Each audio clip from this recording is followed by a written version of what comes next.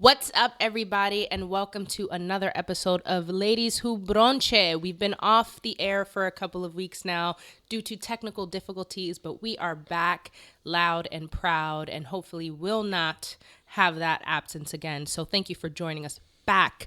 I am Julissa. What's good, everybody? This is Skittles. And this week we have a very, very special guest. This woman is freaking phenomenal. She's a playwright, amongst many other things, creator. I'll call her. She is one of the most influential creators, I think, in our circle right now in the theater world. And I'll have her introduce herself. Liz, who the fuck are you? That intro. I'd like to thank the Academy. If you want to follow me on Snapchat, that is the handle. Thank the Academy. Yes. But yeah, no, I'm a theater artist here in New York. I was born here, raised in Connecticut. I am of Caribbean American heritage. Blah, blah, blah. Big up to me, people. Yeah. And I was trained as an actor. I write. I'm working on 2 new plays right now with Fresh Ground Peppers Playground Play Group. That's going to be in April, our festival. And I'm also working on a new play with Liberation Theater Company. And yeah, that's who I am. Yes. Well, Liz, first off, what is your favorite brunch dish when you go to brunch?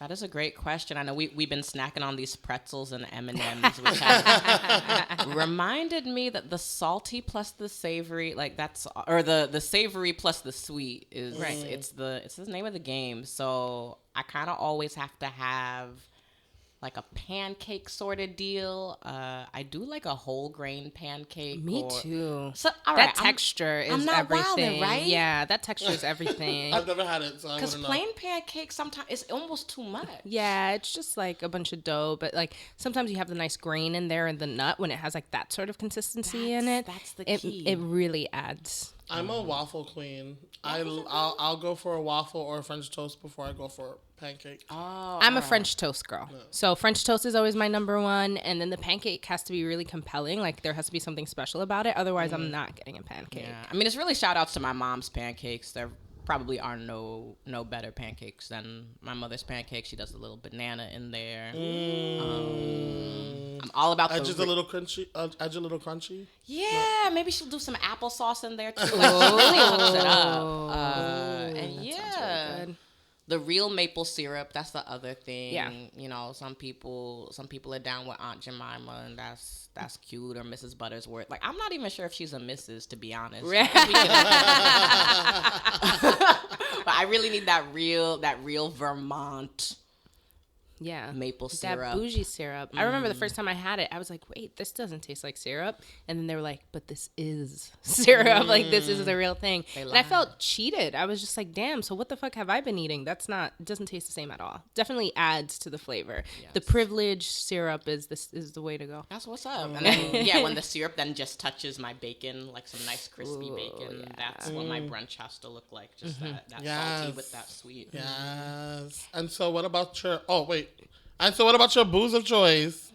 You know, I don't know what Bloody Marys are, so that's definitely not. I don't know what that is. What is that? Tomato yeah, it's juice? Tomato juice, it's vodka, celery. Some places like add bacon to it and stuff like that. There's there's some places that have like really complex. Mm-hmm. Yeah, that sounds crazy. Recipes for it where it's literally like a meal, like you're. No, I don't know. Yeah, no, thank you. I've never been a fan of tomato anything liquid where you're drinking. Like not even tomato soup unless grilled cheese, but like that's it. Right, exactly. So yeah, I mean, I guess I'm just gonna have to go with your straight up mimosa. But as I've gotten older, champagne gives me a little bit of a headache. That sweetness. That sweetness will do it to you. It has to be that good shit, like, you know, because they often do that cheap stuff. Yeah. So, Cranmosas are the wave, by the way. I tried it for Thanksgiving and like just so good. I got some Prosecco that was, but like good Prosecco, not the cheap kind. And it made a difference. Like sometimes I'm like, if you're mixing it, like who cares what the booze is? But in this case, I actually tasted the difference in having a higher quality Prosecco and then mixing it with the cranberry juice. Completely prefer it over orange juice, actually. So I gotta look into that. recommend that. So what was it like, Liz, for you going out to eat in general? Like when you were a kid, what was that like? A lot of our out to eat experiences were right after church. And yeah, it'd be kind of one of those things where it took a lot of time. I feel like after church, I was just sort of ready to get back in my bed. And, or yeah, you maybe just grab some quick, like, Burger King to go. But my parents really always wanted to go to the Greek diner or something like that after church. And, yeah, I was one of those kids that kind of usually ordered the same two things. Right. But, yeah, I mean, going out was cute. But my parents are both excellent cooks.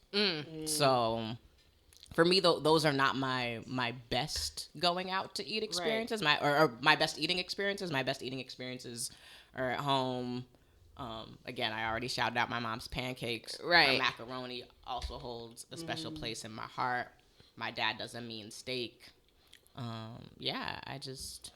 Awesome. So you weren't begging for McDonald's. You weren't mad if mom and dad were like, yeah, we're cooking. It was like, oh, okay, dope. Oh, yeah. Amazing. Now, what is your favorite bochinche topic to talk about over a meal? This is my favorite, like, gossip topic. Yes. Ooh. I think my go-to is, like, who fell off. Like, going back to folks that maybe I used to really bang with back in the day. Like, oh. And, like, talking about, like what they're up to now. Yeah, like, you heard so-and-so broke up with Who'sy? Yeah. And I'm like, no, not homegirl.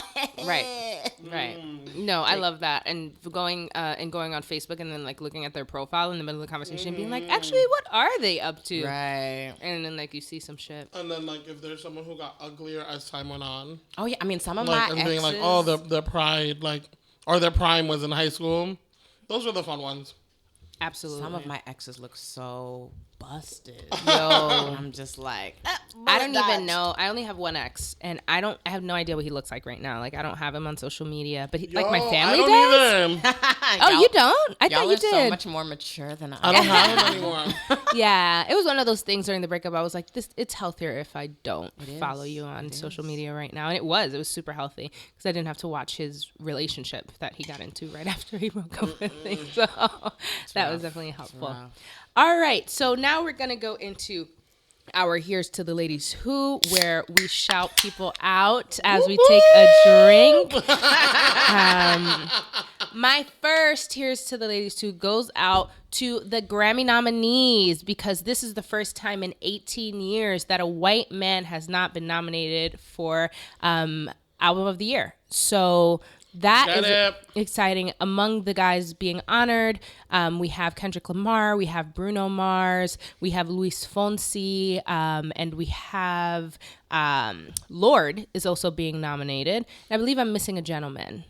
Did we say Chance? It's Chance, right? No, it's not Chance. My bad. I'm trying to give Chance. I said no. Yeah, it's Kendrick. It's Bruno. It's Childish Gambino. My bad. Childish Gambino, who I Donald love. Glover now. Yeah, I love Donald Glover. Shout outs to his show Atlanta. If you didn't watch that show is great. You have to watch it. And my homegirl Zaci's on the show, and she kills. So shout out to LaGuardia. Shout out to Zaci. And shout out to all the nominees. And hopefully, this year the Grammys will be better than they have been now. Low key though, because I don't trust anyone. I really, really feel like they did that because of the spirits of the time, and they knew that nobody was gonna bangs with them if they pulled the shit they've been pulling the past couple of years. And also the Oscars, like seeing what's been going on with the Oscars, but I mean Hollywood is collapsing. Yeah.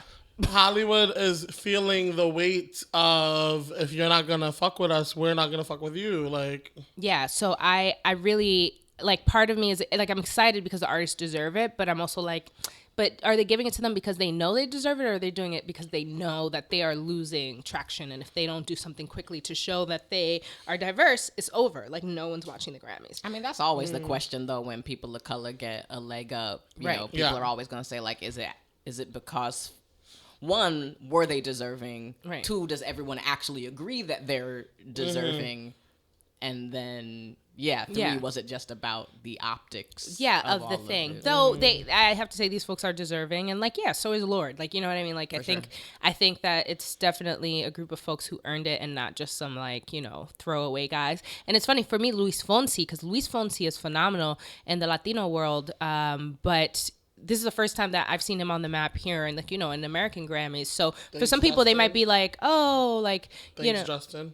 Thanks. Thanks, some Justin. Some but people. I mean, I wouldn't. I think that given the fact that J Balvin's song "Mi Gente" is very popular and he doesn't have a feature of someone who's white, actually just speaks to, I think that the movement of Latin people being on the American scene is coming back in general. Yes, I agree with that. So while having Justin Bieber helps, unfortunately, for obvious reasons, I don't think that song wouldn't have been popular if Justin Bieber wasn't on it necessarily. I think it would have just been Mi Gente popular, where it wasn't as popular, but they're coming back. They're coming back. J Balvin, all of them. Shout outs to my Latino.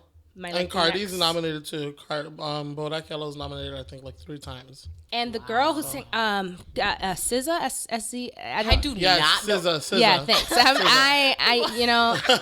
I say SZA, she's I the want my kids to think I'm not cool. So I'm totally fine having been wrong. She has 6 nominations. I believe she's nominated the most. She's a black female, which is also fucking awesome. Another Here's to the Ladies too. Claire will be taking over the White House. So House of Cards is coming back to Netflix without Kevin Spacey. So fear not, House of Cards fans who were worried about what was going to happen to the show after the allegations.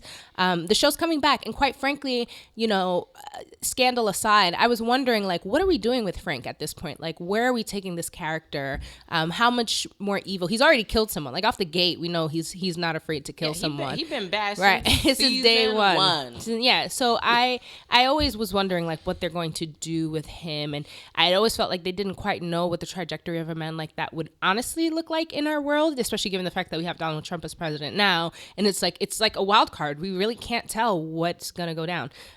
So I think it's great to have him out the picture. I hope they just kill him off because he's been sick and like... I mean, I have so much faith in the power of writers on television right now. Yeah. And it's just, don't get too comfortable. Yeah. Shonda Rhimes, love and hate her because she will just... She'll take your favorite character out in a all second. the way out. It's not that hard. Yeah. So... this idea that we can't have a series go on without the lead. Portia de Ross, the way she took Portia out of Scandal, girl. That woman came in. She left the show just as quickly as she came in. Because when she came in, I was like, "Who is this bitch?" Right. And then when she left, I was just like, shock face. like I didn't know what to do. Or when homeboy from Grey's Anatomy, they had that drama with him being homophobic, and she was or even the guy on Scandal who like got arrested for getting domestic violence. Right? She plays no game. She's like, "Oh, you're okay." Wow. Take them out of the show. Great. Wow. Cool. Accountability. Yeah. All right, so the next Cheers to the Ladies who is me, and it was supposed to be last week, but we got to push it this week. But y'all, everybody who knows me knows that I have to honor Britney Spears turning 36. It was her birthday last week, and she is just the sweetest person in the world. So happy birthday, Britney. The next Cheers to the Ladies who... Keep it moving. The next Cheers to the Ladies who is to Beyonce, Britney, and Barbara, my 3 favorite Bs, to be in the top 10 Forbes list for the women who make the most in the music industry. Nice. This is one of my favorite things also because Beyonce now dethroned Taylor Swift, who is the former #1 lady in music, which is crazy because it's like, it really talks to that saying of like, black women have to do twice as much or more to be validated. Yeah, to get half as far. And so the fact that Taylor Swift was ever #1 on the Forbes list. Yeah, like how the fuck is Taylor Swift making more money than Beyonce? Like, I can't even conceptualize that in my mind with the amount of work, like, Beyonce since Crazy in Love, really. Like, she was just hitting since Crazy in Love. I'm not even a big Beyonce fan, but I acknowledge the work that she does and the records she sells. So the fact that even when Taylor Swift entered, that was a robbery. It started. See, Kanye, people were getting on Kanye's back. He knew what was going on from the gate. He was like, this girl is walking up in this industry, and she is about to just overshadow. And though we didn't see it on the forefront, look at the monetary income. That stuff matters. Like, they're artists and they have a lot of money, but this is their job. They're trying to make money too. So those numbers talk. That means something as to the value of the artist. One thing that because I've never been a Taylor Swift fan, so I've never known her story. So I believed I'm just a country girl who's just trying to make it in the music industry, and then I'm going to become the world's biggest pop star story that she sells. But the bitch is from Pennsylvania, and her parents have money, so they moved her to Tennessee and bought her a record deal.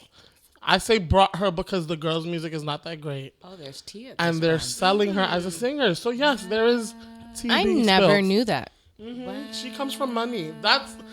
Get even more tight now. Get even more tight now. Yeah, I feel like I'm always on like both sides with her. Like when that first Kanye West thing blew up, I was like, oh, what an unkind thing to do. But also, who is she?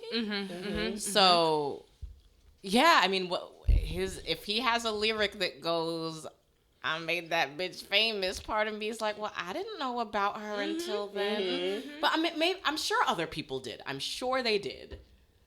But that lyric, it strikes something in my heart that feels true. Yeah, she's still irrelevant to me. She's done this entire last album is a Britney ripoff, and that's why it's not selling as well as they thought it would. Because you can't be edgy after you were selling teardrops on your guitar 4 years ago. Like, come on. I am here for her calling out that dude, though, that had groped her.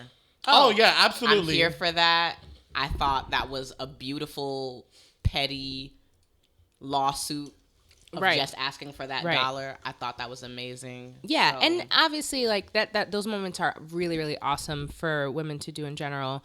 But I just can't get behind a lot of what she does and says, and that whole thing with the her giving approval for Kanye to have the famous, the lyric in there, and to have the music video where they were all lying naked and stuff like that. The fact that there's proof that she consented and then she wanted to make a freaking big deal after everything came out just speaks to, it's just conniving. And I don't appreciate that in the music industry. I especially don't appreciate it for a white woman who's coming into a scene and working with people of color who, have been working in a very specific and hard way to get where they're at. And just one word, it's almost like one swift of the knife. And then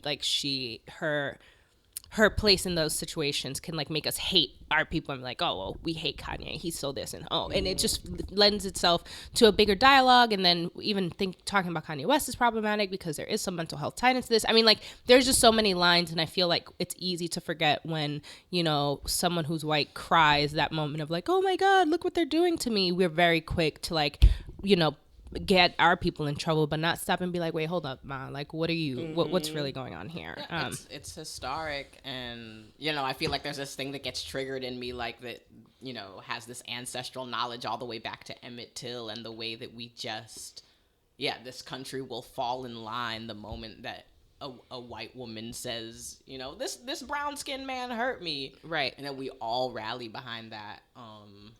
And so, there is that part of me that's like, man, she's problematic. Yeah. Anywho, so Motorsport, the music video came out this week. Yes. Yes. And it's dope. And now it seems like there's some theories going on about the verses in the song. Yes. Okay. So first off, the Motorsport visually looks amazing. They obviously put money into it. It looks great. Migos looks great. Cardi looks great. Nicki looks great. They all look great. But visually, you can tell that Cardi filmed hers on Tuesday and Nicki filmed hers on Saturday. And I took that quote from a YouTuber who actually said it in his review. It looks like Cardi was at the shoot that Migos had, and they were all kikiing, and that Nicki was over on Warner Brothers set and was like, I want the couture outfit and these angles and this editor. And she paid for her shoot and was like, okay, here's my footage, put it in the video. Because there's not one scene where Cardi B and Nicki are together. And that would have been a monumental moment. And it would have made all of the effort that they're putting into making us believe that there's not a beef. It would have made that, like, even if they don't like each other, having them in the same frame together would have been monumental. Mm-hmm. And, you know, it could have been great. But they're not in a shot together at all. And then, if you listen to the verses, it sounds like they're coming for blood. They sound like they're coming for each other. So it's like, is there a beef or isn't there a beef? And if so, like, are y'all actually really dissing each other on the same track? Is Cardi referencing Nicki in her verse? Mm-hmm. Is Nicki saying, "You're my son, go sit on a potty," type stuff? Like, what is going on here? Yeah. There's a lot going on there. But I fuck with the song, so. Yes, I love the song. And cheers to the fact that there's so many female rappers out right now. Like, there's stories about Cardi, there's stories about Nicki, there's stories about Remy and Lil Kim doing their thing, and they had a song together. There's stories about Azealia and coming out with her movie, you know? So, cheers to the girls right now.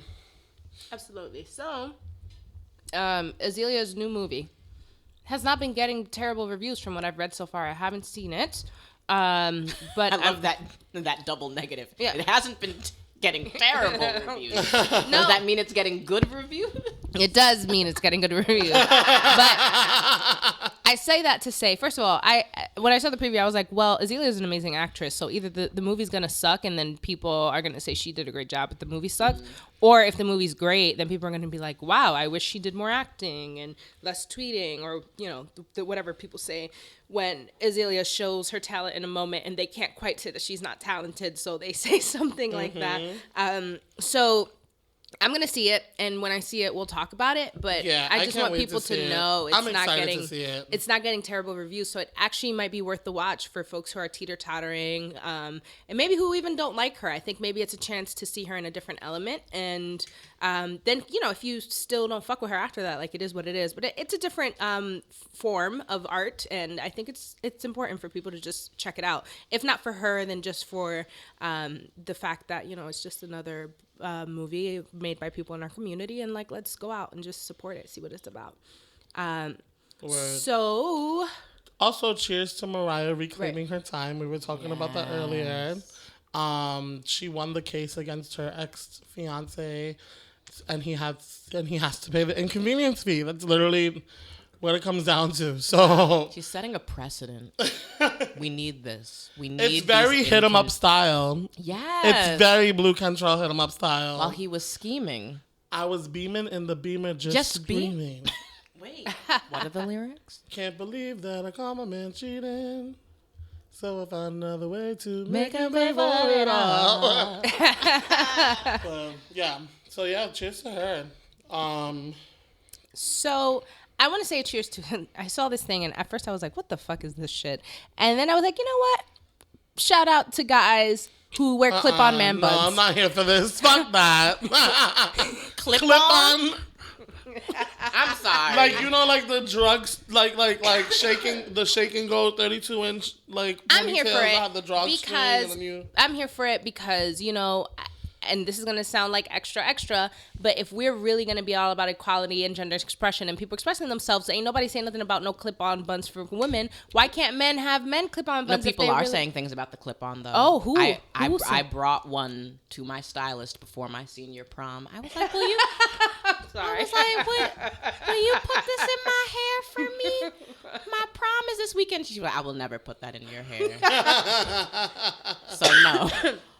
I am on both sides of the fence. We can be doing better. We should be doing better. There are other options. Let me tell you. Grow your hair. If anybody's trying to have a man bun, that's my point. Is that some people you're talking about a clip-on. Like, you're not talking about like what are these man weaves called? Oh, there's man weaves? I didn't know there was man weaves. Wait, and, like, yes, there is it are. Man weaves, or is it just weave? Like, you know what I mean?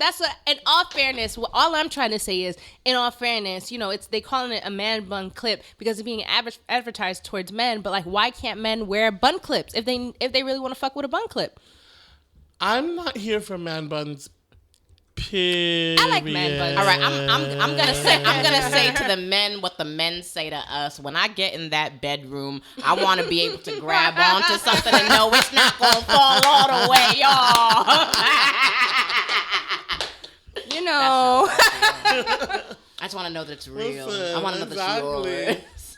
I don't know, like, because there are cute guys, there are hot guys with man buns, but Hell like yeah. to then find out that it's a fake man bun, fooled and tricked. So that Fool me once. I will let you know, I will never want to hear nobody defending nobody if somebody comes after a girl and her hair clip or her weave or nothing like that. If we're not going to protect our men. What? You see me, I'm team natural over here. Been team natural. No clips, no nothing. All right. Listen, I like clip-on buns, but not for men. yeah. All right.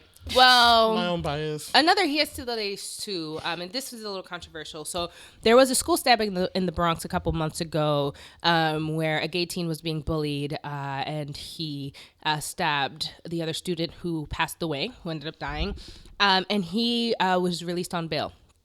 Recently, and a lot of people are sort of conflicted because they're saying, well, here you have a family who has their son that's never going to come back. And then here you have a young man who now has a second chance at life. But then you also have folks who are like, yeah, well, you know, at what point will we address bullying in the LGBTQ, you know, community? And so that we can support, right? So we can support the children who are being bullied in a way that where it doesn't get to the point where they feel like they need to take someone else's life. So it's really touchy, but I do think that in a matter like this, and it's not because he's a child of color, but in a way also because he's a child of color, and the way in which mental health and certain things are handled in our communities is different. And so it is important to, I think, not just sort of jump on a decision where that child would have been behind bars for the rest of his life and then that's it. And no one is validating the fact that who he identifies as was being attacked day in and day out, and no one was there to support him. So you're talking about two victims in the scenario, and I don't think prison would have actually given him what he needed in terms of understanding A, why he was wrong, and B, how to further deal with his sexuality.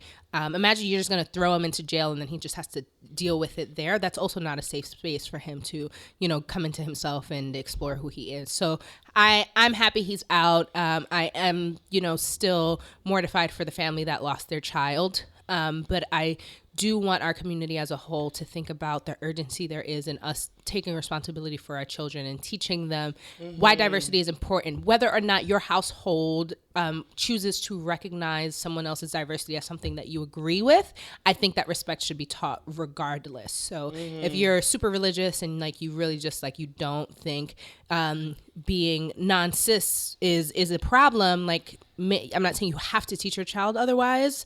But if you aren't going to teach them otherwise, at least teach them that you still have to respect people's differences, even if you're not going to partake in those differences.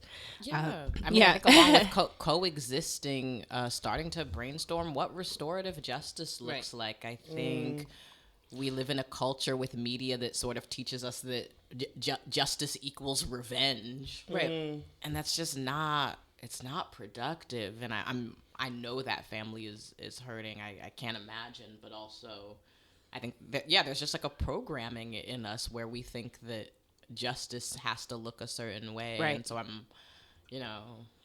I'm a woman of faith, a woman of God. And so I'm praying that they can find it in themselves to sort of look at justice in another way, where this man being out might actually have a greater benefit in the long term. Absolutely. So next, on a different note, Juan attended this really fun event at YouTube. Oh, yes. So YouTube New York did a LGBTQIA plus night where it was hosted by creator Max Emerson, who is like a YouTube, Instagram guy. And he has a following. He has like 100,000 or 1 million subscribers. I don't know, some shit like that. And so they had like a bunch of like LGBTQIA plus YouTubers performing, and drag queens. Peppermint from Drag Race was there. Miss Sherry Vine, who I did the side to side video, was there. Tyler Oakley and Ingrid Nilsson, who are two really big YouTubers, were there. And basically it was just a night to celebrate being queer and being in New York and kind of just mingling amongst creators, because everybody who was in the audience was creators. It wasn't like subscribers. And just kind of like promoting the space and whatnot. It was fun. The appetizers were amazing. The drinks were great. The photo shoot was the photo booth was great. I'm just like, YouTube space, book me, because I could be up there too. And I did the last LGBTQIA night. So like, if I did it before, let me do it again. Like, awesome. But yeah, no, it was fun. And then Live Big Girl. Did you go see it on December 2nd? I didn't get to see it, but I wanted to congratulate them because they kept on they reached out so many times, and I was like, I wanted to try and go see it, but I wasn't able to go see it. I know it did great. I've seen the pictures and the Instagram posts. Congratulations, ladies. I hope it happens again, and hopefully next time we will be able to go, because they came to our Oye Mi Canto event. Absolutely. Shout out to Karina G. Lopez, who's one of the ladies of the cast. And then shout out to Organic Sofrito for also having a really successful show. She's actually really interested in coming to Lady to Brunch, so maybe we'll have her on soon. Yeah, absolutely. And yeah, we'll hear more about that when she's here. Awesome. And last shout out here to the ladies who is to MCC's new play, the Mean Girls play, Schoolgirls, or the African Mean Girls play. I saw it 2 weeks ago, and it's dope. It's really, really dope to be able to go to the Lucille Lortel and see an all-black female cast in a play written by a black female. I don't want to say too much about what's in the show because Liz hasn't seen it yet. Liz is about to go see it. But I will say, even if you're not really into theater, I think it's an important dialogue, and it's important to see blackness spoken about in a way that's really centered around being a black woman. And so you talk about some of the issues that women face as women, but specifically women of color. And it takes part of the focus, and this isn't a giveaway, is a pageant. They're recruiting for like a Miss America type of pageant. And so seeing what that type of competition does in a space with black girls who already, are very self-conscious because they don't meet the Barbie doll blonde standard is really, really interesting, because it causes us to reflect with each other about what's problematic about how we keep the cycle going, in terms of, you're too dark, or your hair's not soft enough, or you're not too this or too that, which are influenced, by, larger institutions. However, we can do better about not perpetuating them. And this is a great play that sort of challenges those dynamics. So definitely go out to see it, and shout out to MCC for, switching it up. It was about time that they switched it up and started to show more people of color. They do have diverse plays, but I think that having people of color on stage does add a necessary element, both for their theater audience and for the youth who are in their programs, who are very dedicated to MCC. And now they can see themselves on stage, aside from being the ones on stage themselves when they do their programs. So shout out to MCC. All right, so time for Tuta Loca is where we call motherfuckers out for doing the most. Loca. The first one for me, so I had a classmate from middle school, Giovanna, whose uncle was killed by the police. There was an investigation for a man who's linked to a drug ring. They went to the apartment and he had a machete in his hand. He was afraid, he didn't understand what was going on. Doesn't really speak English. And the police fired at him, and it ended up killing him. Went in to arrest his son, who was the person who matched the description of the suspect. Then it turned out that they had the wrong family. Wow. So her uncle was murdered. My God. Yeah. So her uncle was murdered, and it wasn't even he wasn't even associated with the crime in any sort of way. This shit really pisses me off. It's hard to hear. We always sort of hear it from like a third eye perspective. But having known this young lady and knowing her family and her parents, growing up, having seen them, it's a good family. It's a solid immigrant family who's just here trying to get by. He worked in his factory for like 30 plus years where he had his job. And it's just unnecessary. And like, why? And they fired at his chest, you know, so because he wouldn't put the machete down, but he wasn't charging at them, it seems.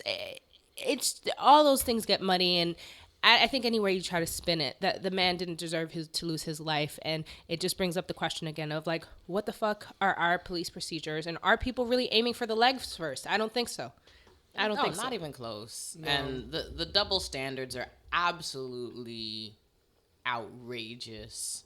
They are able to bring in these white male mass shooters alive. Yep. And give them Burger King. And I know, I'm not the first person to say it. Right. But it needs repeating. Because, hello, like, is nobody seeing this? Hi. like, it's super problematic. So, but I just wanted to shout it out because I'd seen it, and it really, really broke my heart. So, my condolences to the family. Other things in the news, those California fires, man, wow. Like I saw a video that was shared, and I was like, people are now photoshopping like movie stuff and posting it and posing it as the California fires because they think we're stupid. And then my roommate actually is also from California, and she showed me a video that her sister like recorded herself, and it was on the same highway. And then I was like, oh my God, this is not Photoshop. This is real. Literally it was like on like Ventura Highway, and just everything was on fire. So it's literally like black. It looks like almost like volcanoes. Like it's just like everything is black, and there's just like a lot of fire. I've seen some. I embarrassingly have been a little checked out. Like I've been seeing the headlines, but haven't been checking out too many of the images. But then there were those fires that happened in the fall around the same time that we were, hurricanes were hitting all over the place, and it felt like the apocalypse. And I was out in Idaho at that time, and I could smell the smoke in Idaho from the California fires. So I can't imagine. Yeah. It's really it's really terrifying, and there are like whole farms, like people have had to like leave animals behind, and like there was a horse farm that I think there were like 30 horses that were like burned alive. Yeah, I think we need to pay attention. Something needs to be done. Whether it's just about, being greener and, or maybe not stealing tons of natural land and resources that we have for the sake of drilling and profit, Donald Trump, we have to do better.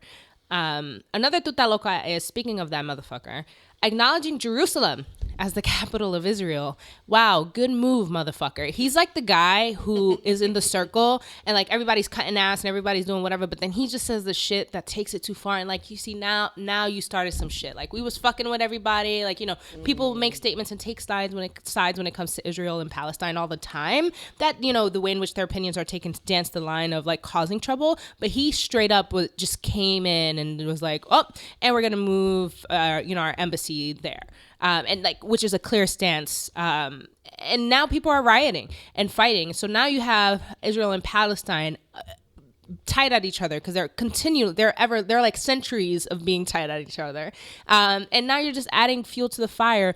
People are burning American flags and doing like all the shit. Everybody's losing their fucking mind. It's like, you can't push the buttons that way. Like, Israel and Palestine's conflict is not one in which you can just make a statement and it doesn't actually affect the climate of what's going on over there. It's a very, very sensitive relationship, and around Jerusalem specifically. So he's just fucking. And I do not believe that decision was made with enough thought or research or reading. It was because they've just proven that party isn't reading that tax bill. They did not have which time is on to the go, list. Let's go straight into it. Yeah, well, let's go straight into it. That tax bill, with stuff in them. I'm a teacher. I would not accept an assignment that looked the way that tax bill looked. Hell no. With all that absolutely not revision in the margin. They're just not doing their due diligence. Forget about what you believe. Mm-hmm. These decisions are being made rashly and irresponsibly. Yeah. It's child, and I'm just not sure what the angle is. I just want it to be over. That's my response. So another thing that had me tight this week was $100 million from the NFL to communities of colors, right?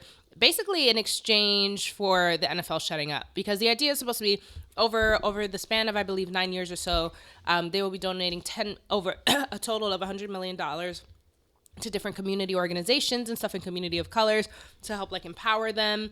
But in exchange to football players, like not continuing to take the knee and making statements like that. Racism does not have a dollar price. There's not an amount of money that you're going to pay someone to make them unracist, right? They're still going to feel what they feel. They'll still make their decisions based off of what drives their beliefs. They just don't have to be vocal about it. So for me, that is actually, that's like saying, hey, the racism and all of that is okay. We're not going to condemn that. We just want you guys to shut the fuck up and play some football. So we'll just throw some money at your problems so that you guys can stop, turning the tides in ways that they need to be turned. So basically paying them off for the revolution to end right where it's at. Fuck you, NFL. Quite frankly. And I like football. Like, I don't know everything about football. I don't know stats of every player, but I do enjoy the sport. I do love the way people get together when they watch sport, the camaraderie, the competition of it. Like, it's really, sports are great for countries and for pride, but I really feel like I'm not watching the Super Bowl. I hate sounding like, I'm like, it has to come to this. Like, I really am not about to watch the Super Bowl. I have a suggestion that we all just create another show that happens in March. We'll call it the halftime show. Quidditch, perhaps? And all you'll do is just watch like the performance, because that's what I watch the Super Bowl for, is for the halftime show. So just take the halftime show and stream it live, and that's it. And let football like go to whatever. You would be damn surprised, Juan. Football. No. I'm saying like that's a fun thing to say, but like there's so many more people that are actually watching for the sport than there are people watching for sure. the halftime show. In fact, I bet even if like no one agreed to do the halftime show, the show will go on and it would be fine. Like they would be fine. That is the power that sports culture has in our country, which is why it is super important that we allow people like Colin, to do what they do, and to have the players that support him the way that they do, because it's a very strong statement. It's not allowing people to go into their bubble of like, well, this is football time. This is me and my TV time. So I don't have to worry about the world. It's saying, no, actually, in that bubble you're in, there's a bunch of shit about the world that's causing issues. So fuck them. So next on the list is misreporting of a fire that happened in the South Bronx, and it was a fire that happened at the school that I work at, and I just put it on the list because I thought it was crazy how a situation like this happened. I don't want to go into too many details because I'm not sure how much I'm allowed to share for the public because it's still an open investigation, but I was just shocked at how like this district in the Bronx where this happened is under a lot of pressure because it's the same district that the stabbing happened in. And the fact that something so big happened but was misreported and like had the wrong name, and like the news reporters that reported it like interviewed a student that didn't even go to the school. Like it was just like so carelessly handled. And luckily everybody's safe. It's not like a big deal in terms of like there were no deaths or casualties or anything. But it's like, if this shit happened at LaGuardia High School, the parents who have money would have written some shit to New York Times or the Daily News or the New York Post, and it would have been in the newspapers. But because it was in the Bronx with parents who may not have as much money or don't know how to make as big of a noise as rich white people do, it was misreported and whatnot. So, like, I just think that's crazy. Yeah, I mean, not to say that your theory about why it was misreported is wrong, but I just think generally journalistic integrity is going. It's booty. It's going to shit. So we've got to do something about that in general. But of course, anytime it has to do with communities of color, poor communities of color, they care even less. Mm-hmm. So, all that. MTA is proposing MTA. Those hoes. Fuck the MTA. I just need that tatted. Fuck the MTA. Yo, Way honestly. they are proposing to end 24/7 subway service in order to take the time that they shut down the system to fix and make improvements on tracks. Here's what I think. Exactly. There you go. Took the words right out of my mouth. Like, I don't understand how it's taken so much time for them to strike. Like, stations are so bummed out at this point that, like, I think that it's up to them to figure out how they do it without interrupting us. It's not on me that y'all haven't figured out how to improve our system. So don't come now and shut down the fucking train lines. Like, this city is always moving. It really, really is always moving. And so the fact that you always, you know, at certain hours of the night, you have to wait like 20 to 30 minutes for a train, to me is already punishment enough. It's already punishment enough, yes. And so they're like, oh, we're going to have buses running. But you and I both know, like, those buses, they're the fucking worst. And just fuck the MTA. And I get it. Like, I am all for having improvements, because improvements have to be made. But, like, where does all your money go, bro? Like, you gonna keep raising these fares? Because we're almost at $5 at this point. Right. We're basically at $5. Like, what the fuck? It's just annoying. And at $10, I'm expecting a free drink. You know what I'm at the very least. Well, I still haven't read it yet, but they have that whole expose. What was it, in the Times or something? That's about how low key the plan is really for the MTA to die a slow death. There really isn't. So yeah, we gotta read that. But, I don't know that there really is any hope for us at this point, because it's just. I literally haven't taken driving lessons this whole month because I'm gonna get my fucking license. That too. Yo, Rookie's driving school right here on Castle Hill. Oh, for real? Yeah. That's where I've been going. It's legit. They're legit. Shout out to Rookie. right now, it's that lift line life. Yeah. Yo, for real. I've been like, my sister has like those Uber Pass deals, so like the Uber prices are cut in half for her, and I'm constantly texting her like, hey, can you order me an Uber? Hey, can you order me an Uber? Because I really can't fuck with the trains. They're just not reliable. No. And I'm not about to like wake up a whole hour earlier just to accommodate the fucking train, because it's not going to be on time. Like, I'm paying you, motherfucker. You ain't paying me. Anyway. Thank God for understanding supervisors, because I am late to work. Yeah. Every day. Word. No, me too. I have a fucking lateness problem, you know, and it sucks because you do. And then the days where you are the most like, I'm absolutely going to be on time, are the days that the MTA is like, just fucking kidding, bitch. I got a sick passenger. I got an unauthorized person on the rails. All sorts of stuff start to happen. So fuck the MTA. Next thing, Franken resigned. That there's a lot to be said about that. And previously in a couple of other episodes, we've questioned, like, what happens when the predators are your heroes? What does that mean for the space that you guys are in, and how we treat them, and how we take care or how we address the issue? And in this case, there was pressure put on him to resign. Yeah, here's to the ladies who. Right.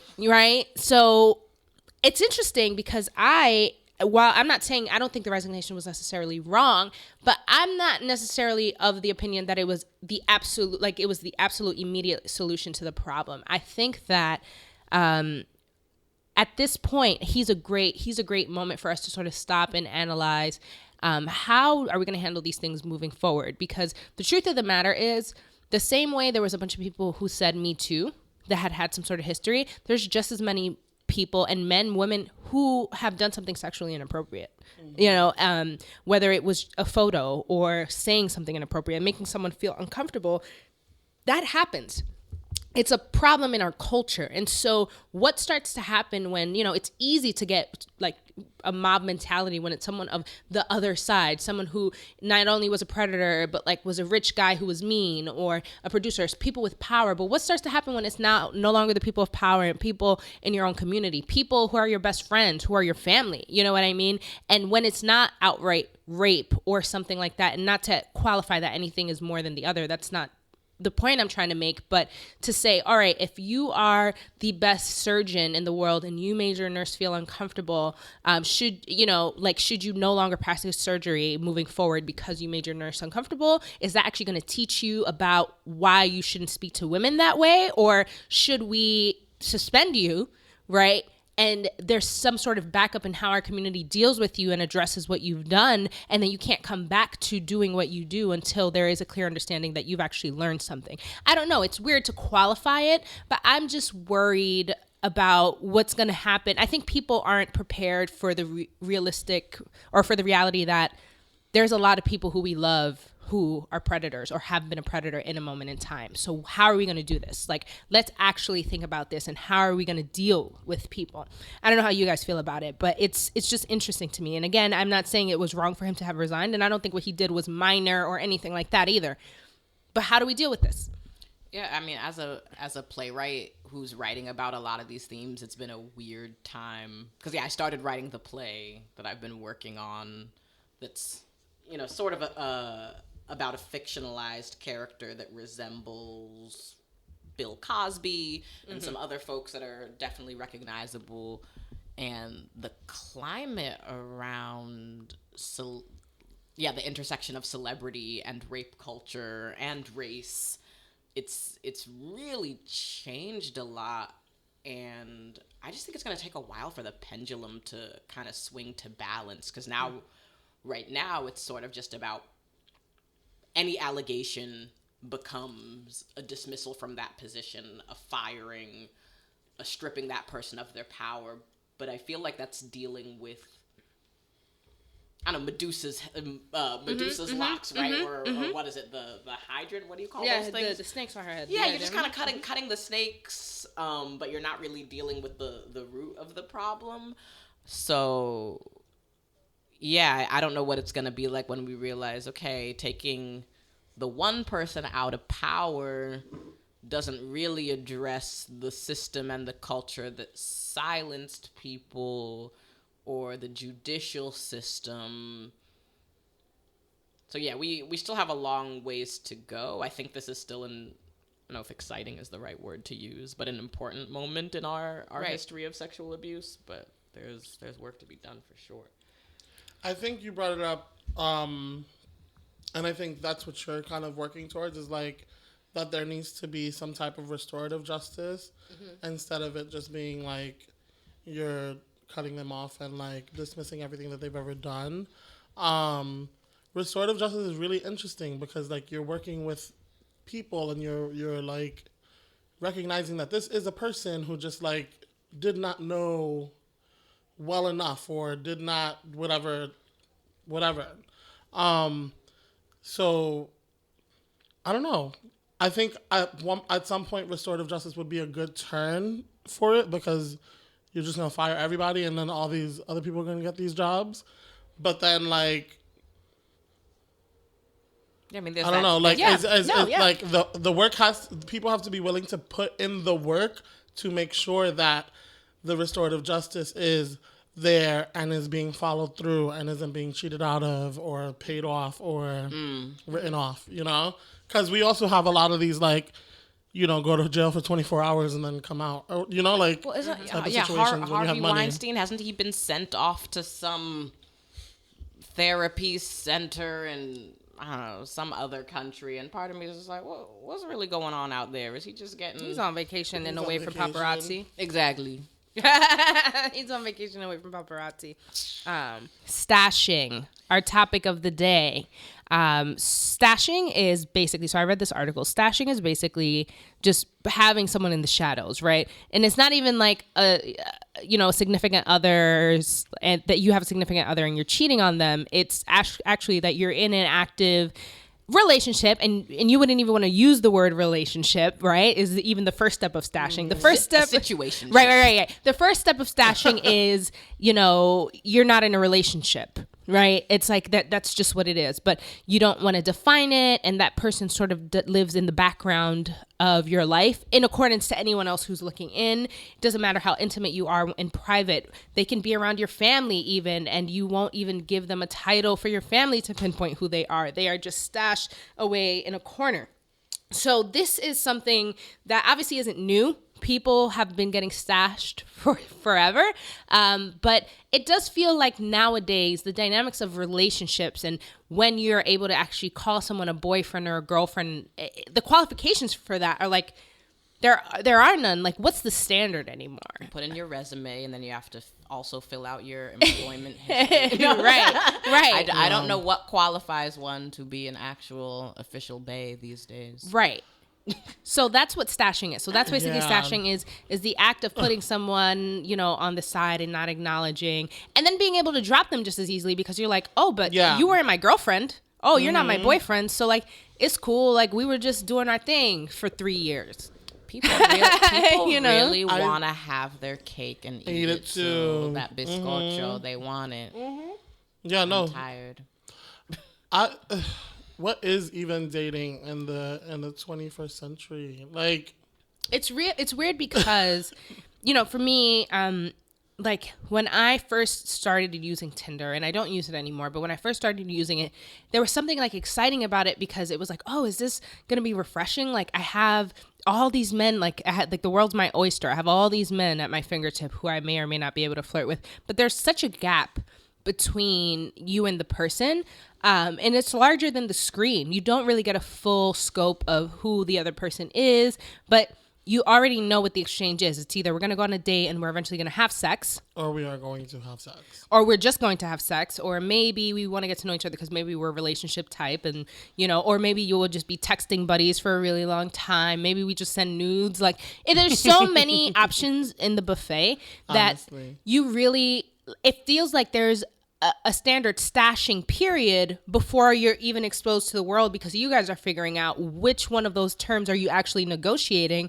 And then even when it's negotiated, the end of that negotiation does not equal a relationship. Thus, you don't need to be listed as an important person. Their family doesn't need to know about you. You don't need to be clarified with a specific title. Like, or has stashing become the prerequisite to a relationship? So if we can successfully stash each other and just have a relationship that's away from social media and away from the public eye, and we get along in private, if we can successfully do this, then maybe eventually we will be good enough to be public and not have the embarrassment of like go super public with a relationship and then 2 months later like break up. I'm sure that's the thinking, but it lets people wiggle out of being accountable for how they move. There's zero accountability. And that's what I was going to say. And what's interesting about stashing, it's not that people are stashing each other at once. It's the idea that like there's one person who really holds on to the fact that they don't want to be known. They don't want it to be known what your relationship is. And it allows them to, again, like Liz said, not be accountable to you and your feelings, but also like be able to slither out whenever they want because they never signed a contract. You know what I mean? Like if people say like relationships are an emotional contract, like if you're not signing that emotional contract, then I can stash you and then ghost on you. And that's okay. Like, you know what I mean? So like then other disappearing acts start coming into play. And you might run into him. He might be on a date with another person and you just have to deal with that. Like, but let the reverse happen. Yeah. Let the reverse happen. Right. Again, I don't even know if I'm allowed to call him an ex because we weren't in a relationship. Oh, those are the most frustrating. I will call him Army Bae. Shout outs to Army Bae. Just Bae. kidding. But I had posted like the most innocent thing on my gram. It was like an Instagram post of me with my girls, and I said something about how I thought the bartender was cute and I was totally crushing. Didn't this dude go off about why would you post that? You knew I would see that. Oh, you knew that would hurt me. And hurt you. But I thought we weren't in a relationship, bae. Right. Like, why? It's petty.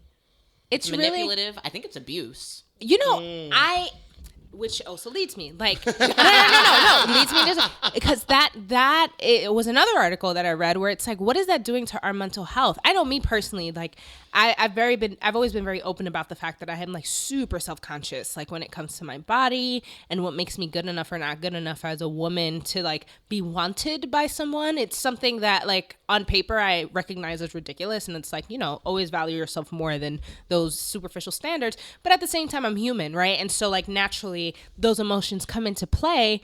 I've been stashed. You know what I mean? Like I've been stashed before, and that's not it's just not a good feeling. But you do feel like you're enduring some sort of abuse down the line. Because it's just this question of like, why aren't I worth more than this? Especially if you've seen that person give the title to somebody else. Either before you, after you, whatever. You're like, okay. Yes. So this one could be a girlfriend. Right. But anytime it comes down to me, I'm still not ready. I'm Right. still not sure. Right. Homie, you Yes. like Absolutely. Say it again. Say it louder. After 2 years, you're still not sure?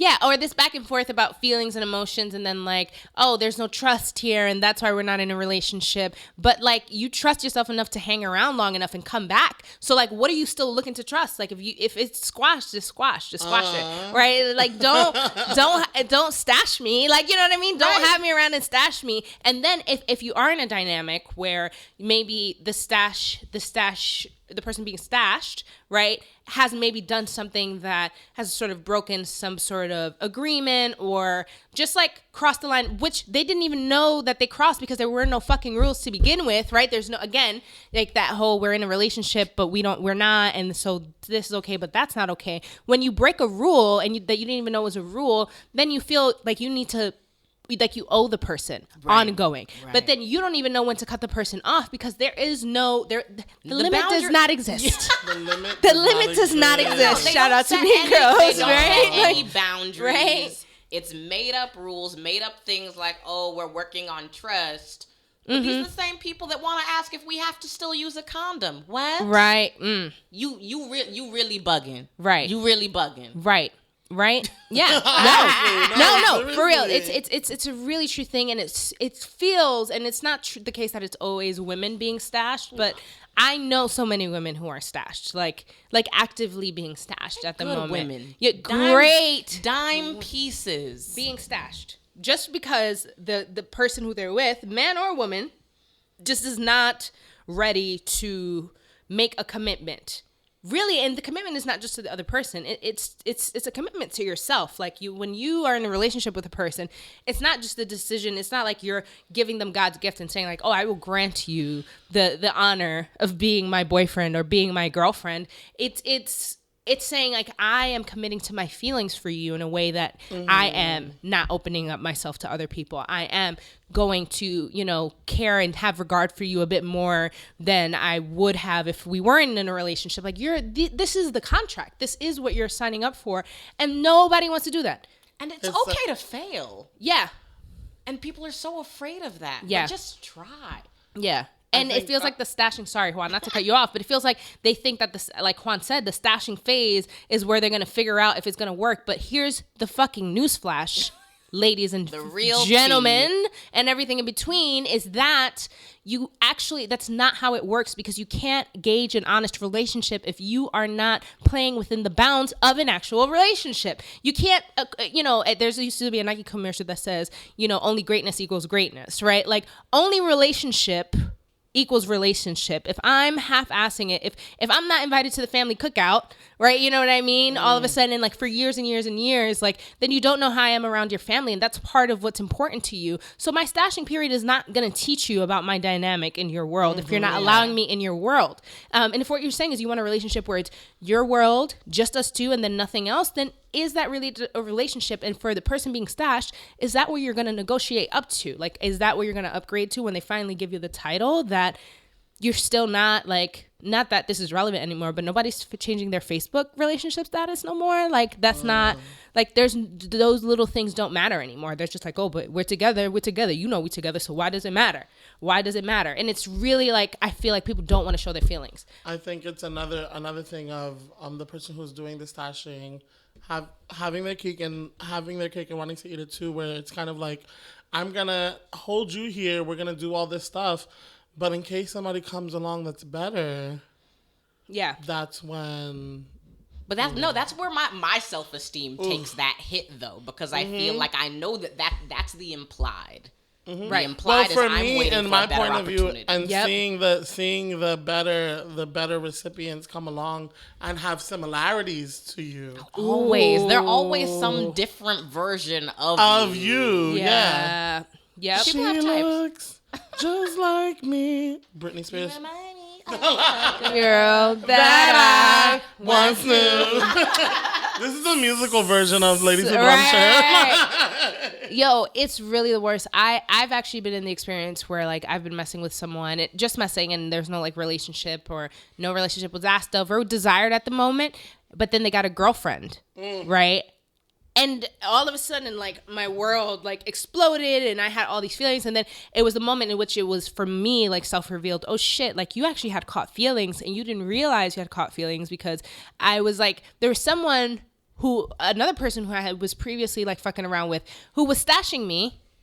You know what I mean? And I was happy to be stashed for whatever reason, maybe because I was fresh out of a different relationship, and like, you didn't want to have a boyfriend. I didn't, and I did it at that moment. I didn't want to have another boyfriend, so I was fine being stashed a bit. But even that got tiring, which is how the other guy came into play for me. Because I was like, no, because it was just sort of like, you know, at this point, like, bitches had already said like I love you to each other. Niggas was proposing to you like on some fake shit, like already in this other element, and like naturally I had gotten excited and I was like, oh my God, I have so many deep feelings for this person, but they're stashing me because they keep saying their career is going to come first. Maybe I should just move on because his career is so important to him, and maybe I'm just too immature to see the importance of the career and how much of a burden I am if he has me around to his careir. So I let it rock. It's like I'm reliving it. Right. So I let it rock. As the best friend, I'm reliving it. Right. I let it rock. And I mean, like, him and I are still good friends. Me and the dude who was focused on his career. His career is still, I hope it better be in a better place than it was before, you know, I decided to walk away because then his little point is irrelevant. No, and actually, he has a girlfriend at the moment, too. So that's what Liz was speaking about, it's like, yeah, they say there's always these default excuses, but then they break their own rules when they want to, and then you're sitting there like, so was that really what it was? Like, was it really that you couldn't balance a relationship, or was it because I'm too insert, you know, self-deprecating comment here? And it's hard to get out of that cycle of the self-deprecation, because I really don't think it really ever has anything to do with us. It doesn't. The stashed. It doesn't. But their own ability. Well, I'll speak for my experiences. I think myself as a friend, as a lover, as a daughter, as a sister, I'm somebody that's always gonna hold you accountable. Right. If you said you wanted to wear green on Tuesday, if I see you wearing red, I'm gonna ask what happened to the green. I'm just gonna ask that question. Right. And not everybody's really ready to be held accountable to what they said that they were going to do, what the goals they set for themselves are. But then it can feel like, oh, I'm too much, I'm too pushy, I'm too this, I'm too that.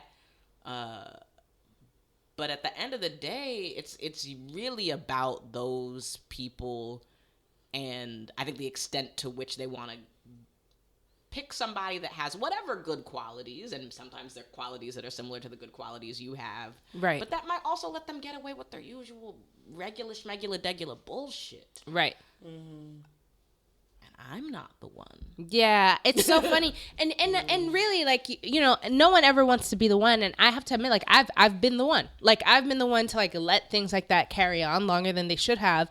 Because it's hard to gauge. Again, there's no ruler. There's no tape measure nowadays for what the limit is. And, like, if you're too, quote, unquote, old school and too much of a hopeless romantic, then you look thirsty, right? If you're too hands off, then it's like, oh, you give up the impression that you didn't want anything serious in the first place, right? I hate this shit. Right? I hate this game. There's no because winning. There was, like, literally one day where this guy was talking to me and we're trying to make plans. And he was like, because I did not respond within, like, the 10 minutes that he had written the message, it was like, oh, well, I don't want to seem thirsty, so we could just leave it at this. Bye. Yeah. I'm sorry, that's a whole other No. And then that's probably because there's been so many other people who have stashed or like played him that now he's like, all right, I don't have time to go through the cycle again, so I'm gonna just nip it in the butt before it gets too far. Like, before you have to make an excuse and then he has to go back and forth and ask for another day and then you give him an excuse another day. Like, no, he doesn't have time for it. So if he wasn't trying to talk to him, that was it. Right then in that moment. And I can relate to that, and that really sucks. And I really do think it's affecting people's mental health around relationships. I can say I feel like I am 150% shut down from romance right now. I'm like I've had so much trauma in the past couple of years. Yeah. It's absurd. Yeah. And even when it's like self-induced drama, like I've made like bad decisions, you know what I mean, in my track. So there are definitely certain things or certain reasons why I'm not in relationships that don't have something to do with like a man in particular, but have things to do with my personal decisions. But even then, like you think about like, what's the timeline of like healing from that? And when are you allowed? Like, it's like when you get your license revoked and then you get it. Like, how long is it revoked, or how many points before you can have to come off before you can drive again? Like, when am I allowed to make demands again and be like, actually, no, like, these are my rules, these are my terms and conditions. If you don't want to let go of the past, and that's on you, and I can move on, and I'm not an asshole for doing that. Like, I'm actually taking care of myself for doing that. So those types of things, I think that part, or that moment of like taking back your power and reclaiming your time, reclaim, right? Like, that is not something that's taught. And so we don't know how to step away from situations when we're in them, because we don't know that we can. We feel like we have to stay. Or if it's not something that you did, and you just feel like, oh, he's this type of person, she's this type of person, she's hot, he's really intelligent, he's this, he's so good, he's so much better than me, it's not going to get better than this for me. I'm not going to have someone else express interest who is just as good as this. So let me put up with the bullshit, because this is as good as it's going to get. And that myth is also really, really unhealthy. I feel like I have unintentionally stashed before. And it's definitely, okay, so I've definitely stashed, like, in times where I, like, there was people who I, like, wasn't, like, dating, and it was, like, we, like, hooked up for a little bit. So definitely the terms weren't relationships, but little problem. I wasn't...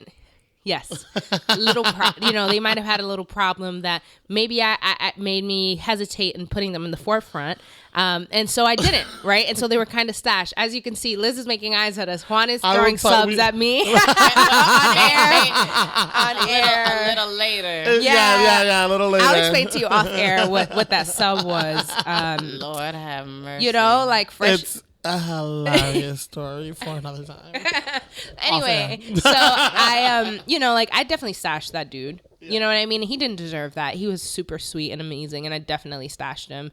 So I've been that person, but I've never been that person with someone who's like, it's like a long-term deep relationship or anything like that. Like, it's like, oh, we started hooking up and I already get the vibes that this isn't really going to go anywhere, but I'm not quite sure that I'm going to let you go all the way yet. So like, we'll just live in this stash moment. But never dragged anyone on for years and years of like stashing them away. All right. So in the gay community, if you're going into it knowingly, then like, if I'm going into the situation knowing that it's only about a certain, appendage on your body, and like you have a girlfriend, you have a this, you have a that, then that's different, because I'm knowingly going into that situation like that. But how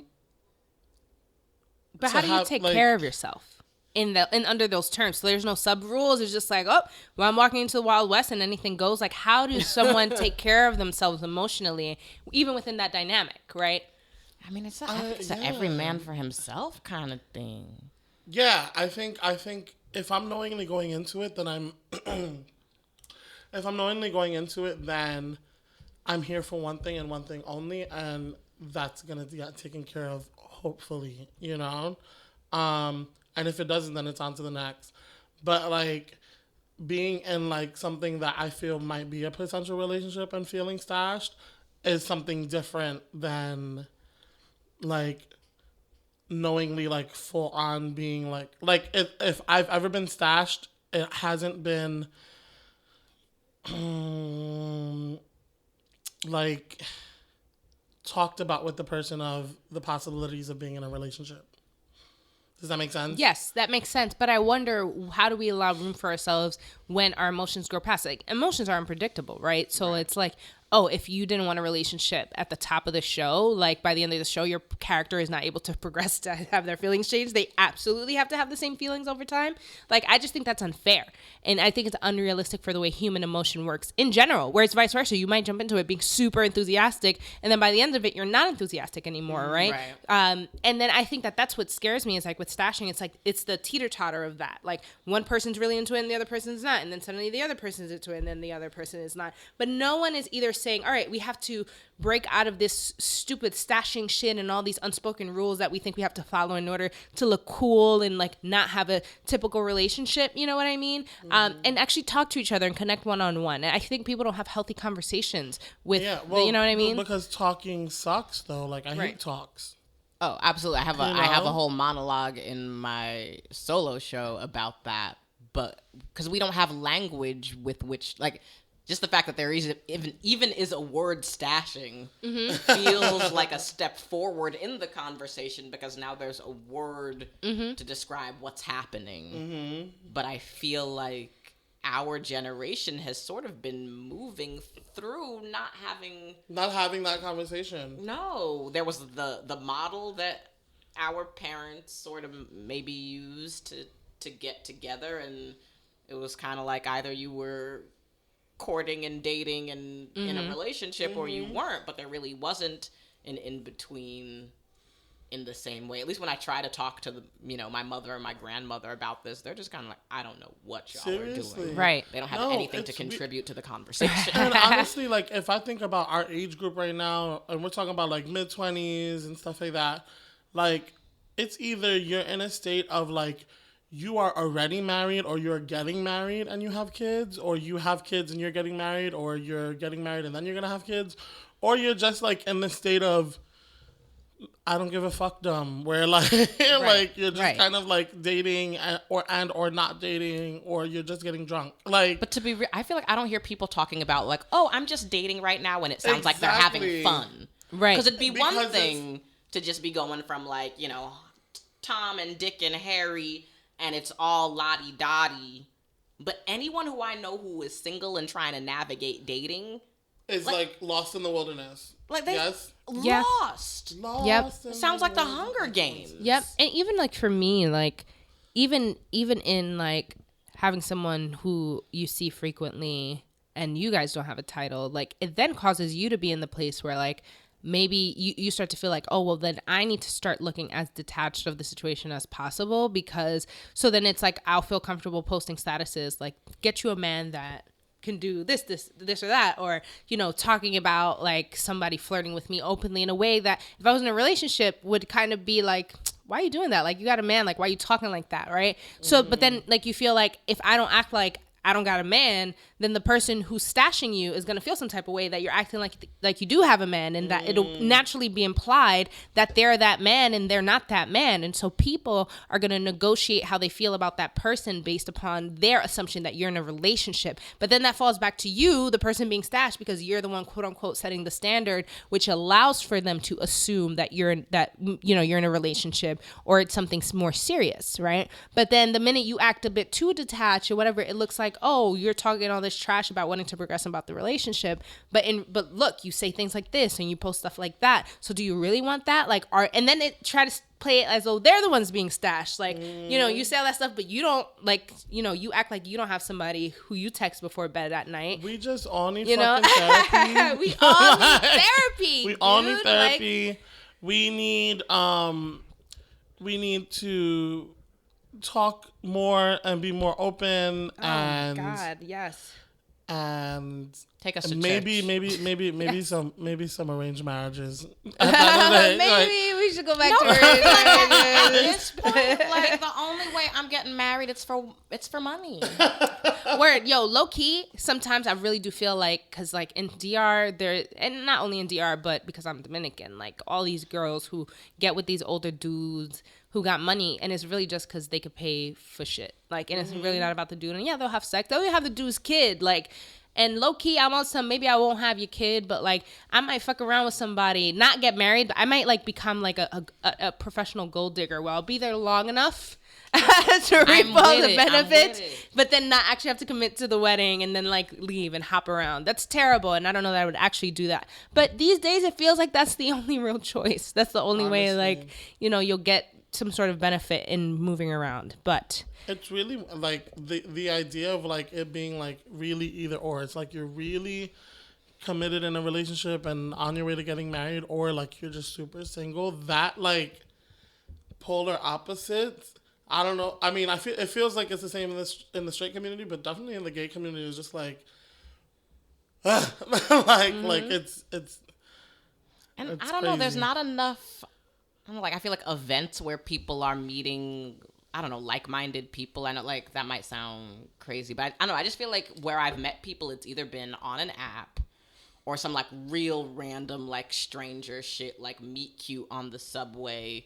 Right. And then I was just like, okay, like, we got into a cute little conversation. Let me exchange numbers with this, like, total stranger for whatever reason. But, like, I can't remember the last time I was at, like, a function. Right. And it was just like, oh, Liz, like, I want you to meet my friend from college. Like, Right. Yeah. No one, like, I genuinely, like, don't know the last time I've, like, met a guy. And that's not even because, like, oh, I'm not available to meet a guy, or I'm closing myself off to that. But, like, I literally haven't. Even if I low-key would have wanted to. Like, there's no one who's introducing me to who. Like, which is why not having things like Tinder be more than just sex apps are problematic. And I'm not about to pay. Like, I feel like the only time people find real solid relationships is when they're using one of those paid apps. Yeah. I'm not about to pay to find the... Let me tell you something. And there's nothing have wrong a with that. problem. And there's nothing wrong with people who do. I'm just personally like, if I'm not paying for this gym so I can lose some weight, I'm damn sure not about to pay so I can have no man roll up on me. that Planet Fitness is right by our train stop. It's right by our train stop. I don't fuck with it. Like, you know what I mean? Like, it's just really, it's tiring, and I don't know. And I feel like a lot of people are in mediocre relationships because they don't want to get into. Yes. Well, that's Yo. true too. And I feel like sometimes I feel myself Yo. feeling like, oh, I wish I had. And I'm like, wait a minute. No, I don't. Yep. Exactly. Yep. A lot of people are in mediocre shit just for the sake of being in some shit, and they're None of my unhappy. white college friends are just like hopping into these relationships. And people are getting married.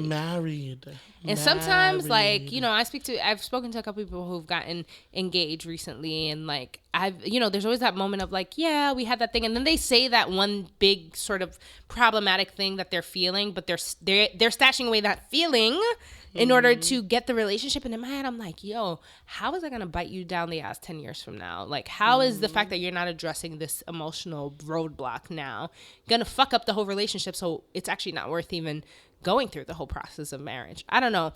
I do wonder about our dynamics in relationships, and maybe it's just living in the same revolution as everything else is, where the traditions are being challenged, and so we're breaking everything apart to rebuild something that makes more sense, so that we can have relationships where like consents are a conversation and not like an assumption of like, oh, well, you're my girlfriend and you've been my girlfriend for a year, so I can just fuck you without a condom, or like things like that. And, you know, whatever it is, like that we are now breaking some of these norms, and the power dynamics are shifting, and even what a relationship looks like and who you choose to love is, you know, you're more open about that and not living under conventions. But this stashing shit, not cool. It's not cool at all. All right, guys. Well, it has been fucking real. It's been real. Thank you for tuning back in again.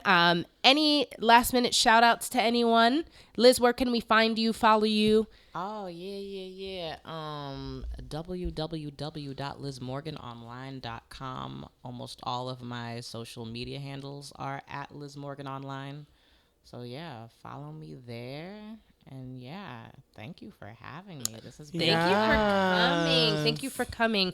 And just a general shout out to the holiday season coming in. I'm still on my Grinch shit. I haven't really gotten into the spirit yet, but slowly but surely. I went down to that Rockefeller tree and it was a mess. It was a mess. Yeah, that's not a good way to start. As a New Yorker to New Yorker, that's not the way. Yesterday, I felt a little bit. I was in a hummus restaurant in Hell's Kitchen, and it was snowing outside. They were playing Kelly Clarkson's Christmas album, which is just as good as Mariah's album. But no. They were playing Kelly Clarkson's Christmas album, and it was snowing outside, and it was warm inside, and we were all like drinking sangria. So for a second, I was like, "Oh, Christmas." But yeah, I'm still kind of like with you, with the slowly entering the Christmas. Yeah, I feel like I'm gonna get into the spirit like the day before, and then it'll all be over before I know it. Any gifts? Yeah, yo, it's looking tight, quiet for these gifts these years. I'm mad broke. And on that broke note, thanks again for tuning in. We'll catch you next time. But in the meantime, bronche.